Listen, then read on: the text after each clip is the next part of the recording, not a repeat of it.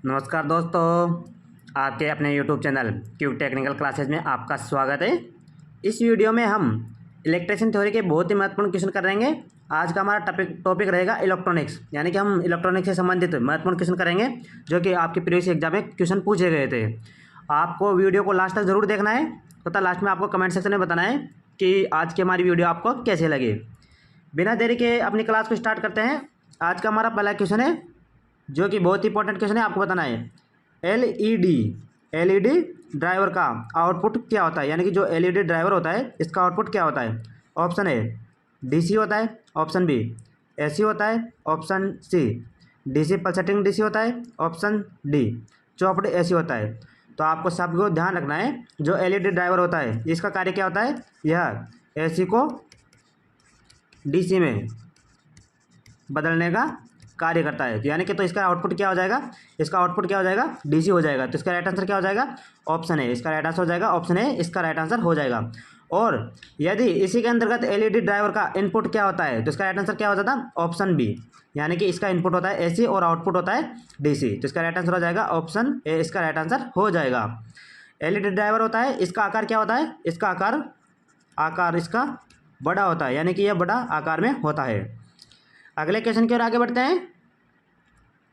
आज का हमारा अगला क्वेश्चन है, आपको बताना है सौर सेल के सिद्धांत पर काम करते हैं, यानी कि जो सौर सेल होते हैं किस सिद्धांत पर कार्य करते हैं। ऑप्शन ए आइसोलेशन पर, ऑप्शन बी आइसोलेशन और प्रकाश युग्मन पर, ऑप्शन सी प्रकाश युग्मन पर, ऑप्शन डी फोटोवोल्टेइक पर।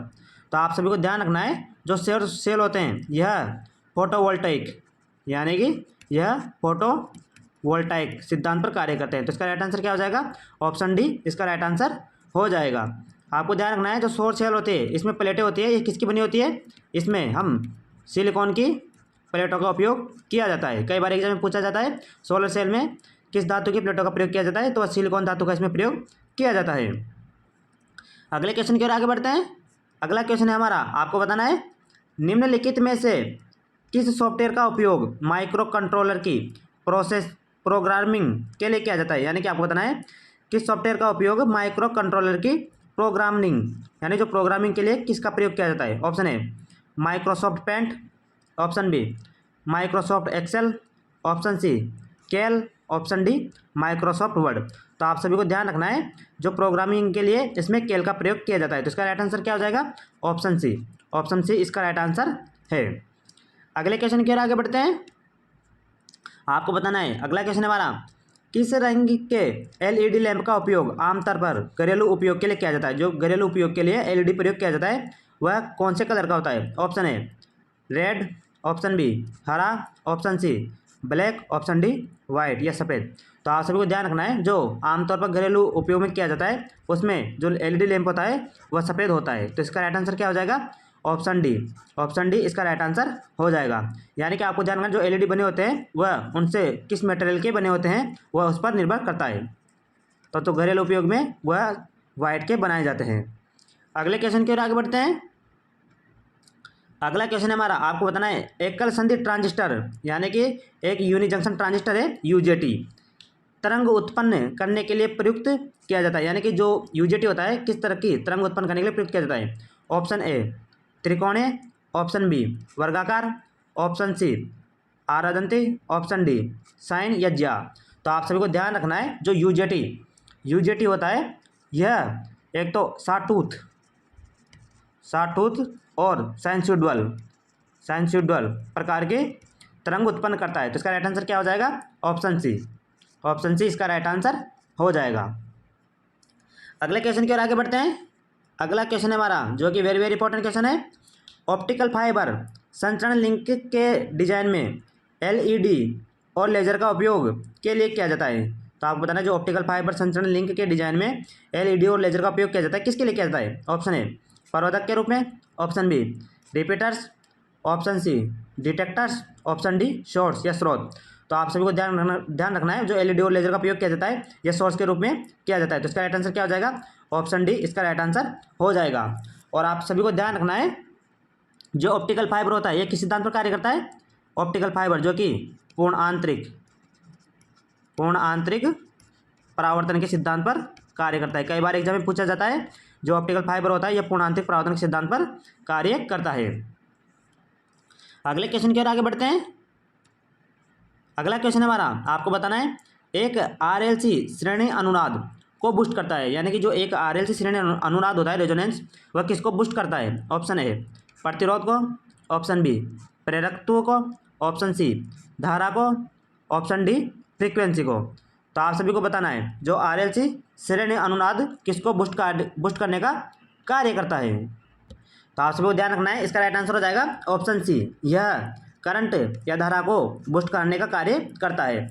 आप सभी को ध्यान रखना है आरएलसी श्रेणी अनुनाद में जेड, इसके अंतर्गत जेड बराबर क्या होता है? Under root R square plus X L something X C का स्क्वायर।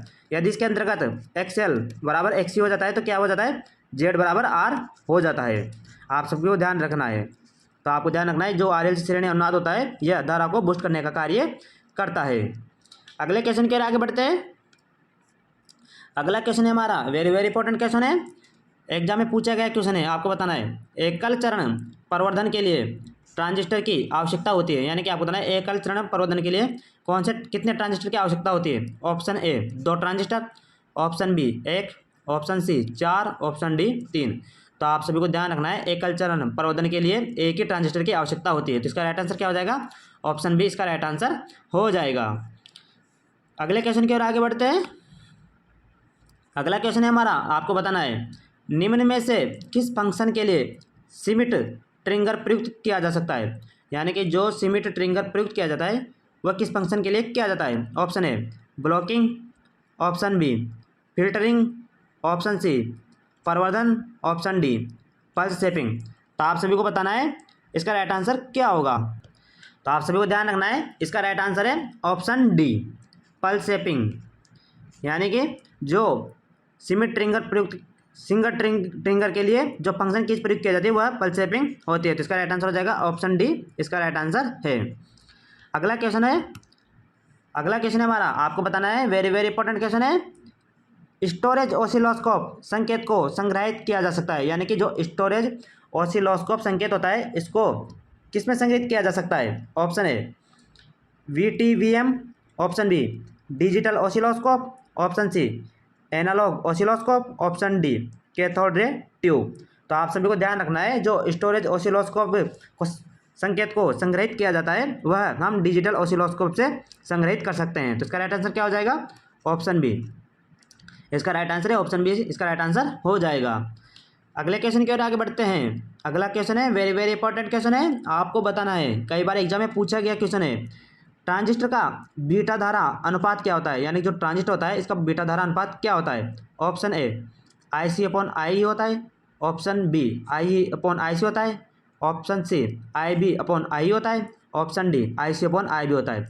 तो आप सभी को ध्यान रखना है जो ट्रांजिस्टर का बीटा धारा अनुपात होता है तो वह होता है ऑप्शन डी IC/IB होता है। तो इसका राइट आंसर हो जाएगा ऑप्शन डी, इसका राइट आंसर हो जाएगा। आप सभी को ध्यान रखना है जो ट्रांजिस्टर का बीटा बराबर क्या होता है? अल्फा, यानी कि इसके अंदर होता है अल्फा/1 - अल्फा होता है। और आपको ध्यान रखना है इसके अंतर्गत अल्फा बराबर क्या होता है? बीटा/1 + बीटा होता है, यानी कि इसके अंतर्गत प्लस होता है और बीटा बराबर अल्फा/1 - अल्फा होता है। तो आप सभी को ध्यान रखना है जो ट्रांजिस्टर का बीटा धारा अनुपात होता है वह IC/IB होता है। कई बार एग्जाम में पूछा गया क्वेश्चन है। अगले क्वेश्चन की ओर आगे बढ़ते हैं। अगला क्वेश्चन है हमारा निम्न में से किस पैनल में सबसे अच्छा दृश्य कोण होता है, यानी कि जो सबसे अच्छा दृश्य कोण होता है वह किसके अंतर्गत होता है? Option A LCD, option B LED, option D CRT, option D plasma. तो आप सभी को ध्यान रखना है जो सबसे अच्छा दृश्य कोण होता है वह CRT के अंतर्गत होता है। तो इसका राइट आंसर हो जाएगा ऑप्शन सी, इसका राइट आंसर हो जाएगा। आप सभी को ध्यान रखना है जो LCD होता है, LCD का फुल फॉर्म क्या होता है? लिक्विड क्रिस्टल डिस्प्ले, ये होता है LCD का फुल फॉर्म। और LED का क्या होता है? लाइट एमिटिंग डायोड, यह इसका फुल फॉर्म होता है। तो आप सबको ध्यान रखना है LED और LCD का फुल फॉर्म कई बार एग्जाम में पूछा जाता है। LED का होता है लाइट एमिटिंग डायोड और LCD का होता है लिक्विड क्रिस्टल डिस्प्ले। और आपको ध्यान रखना है जो CRT होता है, CRT का फुल फॉर्म क्या होता है? कैथोड रे ट्यूब, यानी जो CRT होता है इसका फुल फॉर्म होता है कैथोड रे ट्यूब, इसका फुल फॉर्म होता है। अगले क्वेश्चन की ओर आगे बढ़ते हैं। अगला क्वेश्चन है हमारा, आप सभी को बताना है, वेरी वेरी इंपॉर्टेंट क्वेश्चन है, आरादंती तरंग के माध्यम से उत्पन्न की जा सकती है। ये जो आरादंती या साटूथ वेव होती है किसके द्वारा उत्पन्न की जा सकती है? ऑप्शन ए हॉर्टले दोलित्र के द्वारा, ऑप्शन बी क्रिस्टल दोलित्र के द्वारा, ऑप्शन सी कोलपिट दोलित्र के द्वारा, ऑप्शन डी सिमिट ट्रिंगर के द्वारा। तो आप सभी को ध्यान रखना है जो साटूथ वेव होता है इसको हम सिमिट ट्रिंग के माध्यम से उत्पन्न किया जा सकता है। तो इसका राइट आंसर क्या हो जाएगा? ऑप्शन डी इसका राइट आंसर हो जाएगा। अगले क्वेश्चन की ओर आगे बढ़ते हैं। अगला क्वेश्चन है हमारा, CRO द्वारा क्या मापा जा सकता है? जो CRO होता है इसके द्वारा हम किसको माप सकते हैं? ऑप्शन ए धारिता को, ऑप्शन बी प्रतिरोध को, ऑप्शन सी प्रेरकत्व को, ऑप्शन डी फ्रीक्वेंसी या आवृत्ति को। तो आप सभी को ध्यान रखना है जो CRO के द्वारा हम किस को माप सकते हैं? इसके द्वारा हम फ्रीक्वेंसी को माप सकते हैं। तो इसका राइट आंसर क्या हो जाएगा? ऑप्शन डी इसका राइट आंसर हो जाएगा। अगले क्वेश्चन की ओर आगे बढ़ते हैं। अगला क्वेश्चन है हमारा जो कि वेरी वेरी इंपॉर्टेंट क्वेश्चन है, BU 205 ट्रांजिस्टर के हीट सिंक को कैसे जोड़ा जा सकता है? तो आपको बताना है जो BU 205 ट्रांजिस्टर का हीट सिंक होता है इसको हम कैसे जोड़ सकते हैं? ऑप्शन ए एक माइका शीट द्वारा, ऑप्शन बी सीधे और कैप द्वारा, ऑप्शन सी डायरेक्ट सीधे जोड़ सकते हैं, ऑप्शन डी कैप के द्वारा जोड़ सकते हैं। तो आपको बताना है इसका राइट आंसर क्या होगा।